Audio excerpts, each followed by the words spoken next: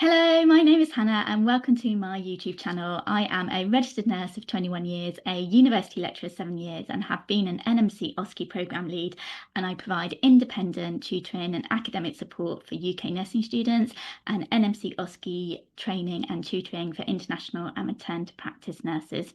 If you're new to my channel, I share lots of advice, tips and teaching to help you self-study and succeed in your NMC OSCE exam for free.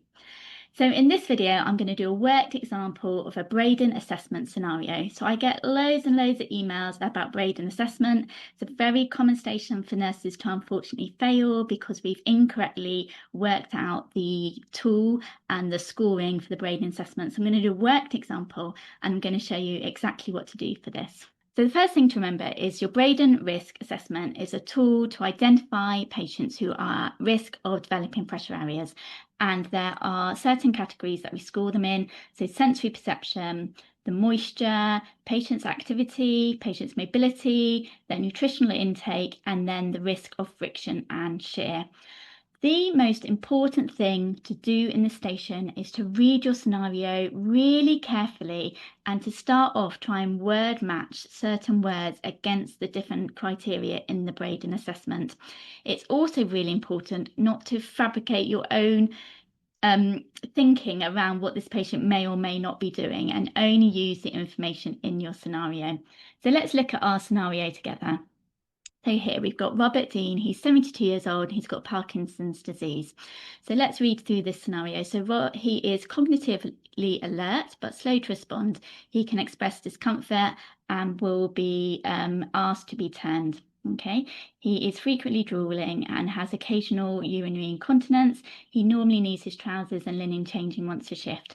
Robert shuffles slowly with a walker and mostly sits or lies down during the day. He needs full assistance to make body position changes and to help turn in the bed, as his stiffness limits his ability to reposition himself independently.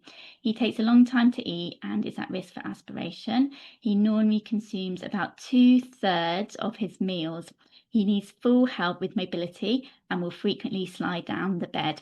So all our information is in this scenario. So we're going to go through it section by section and use the Braden Risk Assessment Scale and score it.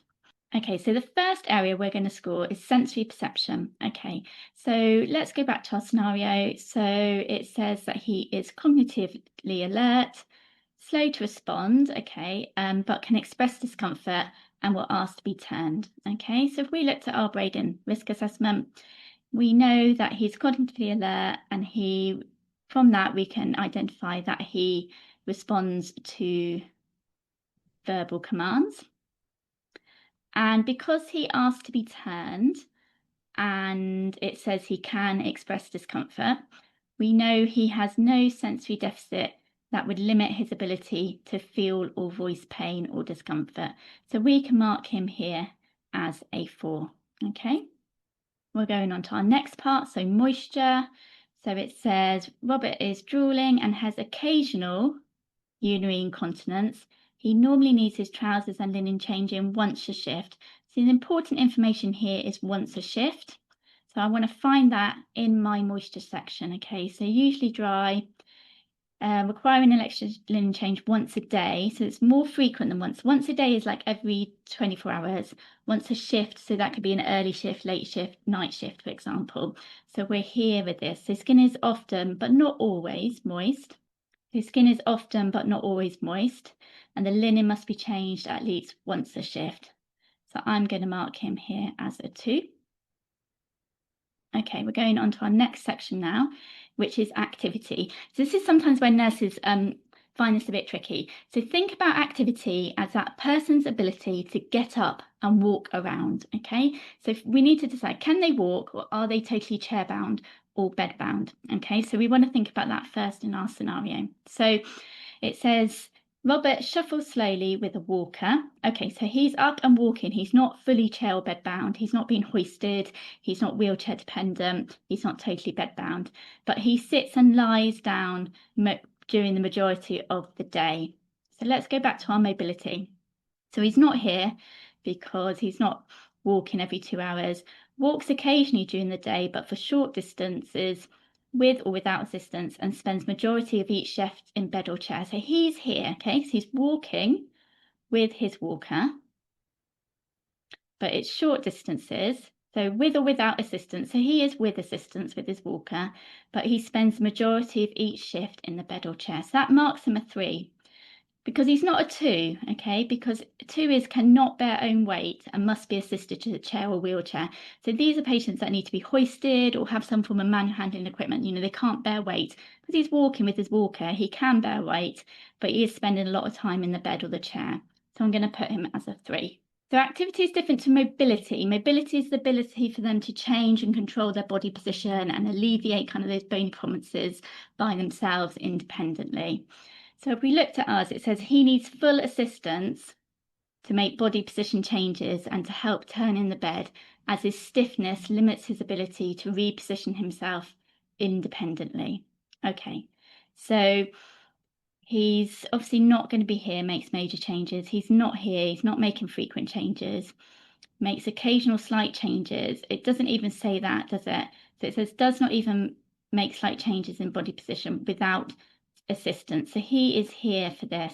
So he needs his full assistance in order to make those body changes. So I'm going to mark that as a 1. Now we're going on to nutritional intake. So again, really important to think about your wording here. So it says he takes a long time to eat, at risk aspirations. And what the information we want here is how much of his meals is he consuming. So he consumes about 2/3 of his meals. Okay, so 2/3, okay, if we think about this in percentages, is 66%. Okay, so this is quite common for it to be written like this, and it really throws nurses. So eats over half of most of his meals. Okay, so that's one option, or rarely eats a complete meal and generally eats only about half. So if he was only eating about half is 50%, isn't it? Okay, which is less than 2/3. But we've got that he eats about 2/3 of his meals. His 2/3 is about 66%. So we can say that he eats over half of most meals because he's eating 2/3 of a meal. Okay, and that puts him in the 3. So you just got to be really careful of that. He's not here, rarely eats more than 1/3, because we know he eats about 2/3. 2/3 is more than 1/3. And if we wanted to work it out on percentages, just to help us distinguish whether it was under half, about half, or over half, 2/3 is more than 50% and half. So he is going to be here with a score of 3. Okay, so let's look at friction and shear then. So it says he needs full help with mobility and will frequently slide down the bed. So it's not telling us that he can even make feeble position changes. It says he's not maintaining a good position in the chair because he's frequently sliding down. So he's not in the 2 here. So he's going to be here in the 1. So requires moderate to maximum assistance in moving. So we're going to mark him as a 1 here. Okay. So then we're going to go through and add up our total score. So we've got 4 plus 2, so that's 6, plus 3, which is 9, plus 1, which is 10, plus 3, which is 13, and plus 1, which is 1, which is 14. So our total score is 14. Obviously, always remember you're going to print your name and complete your signature, and then you'll move on to the other parts of your station, which is listing your vulnerable areas of the body for pressure damage and also identifying your signs of your pressure damage. So I hope that was helpful for you. Like I said, I get lots of nurses who have failed, who come to me because they failed on the Braden and they find it really tricky. So my top advice is read your scenario carefully, word match as much as possible. Don't misinterpret the information, okay? And kind of think what you think that patient should be doing. Always go on the information presented. Always double check, add up your scores carefully, and make sure the full paperwork is signed, dated, and timed.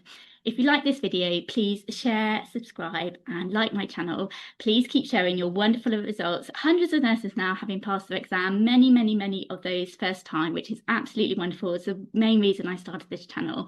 And please, if you've got any questions, pop them in the channels. I will answer them as I can and try and support you the best you can with your OSCE study. I am available for tutoring, so from January and February next year, I've got spaces available for one-to-one tutoring. Please feel free to drop me an email for more information.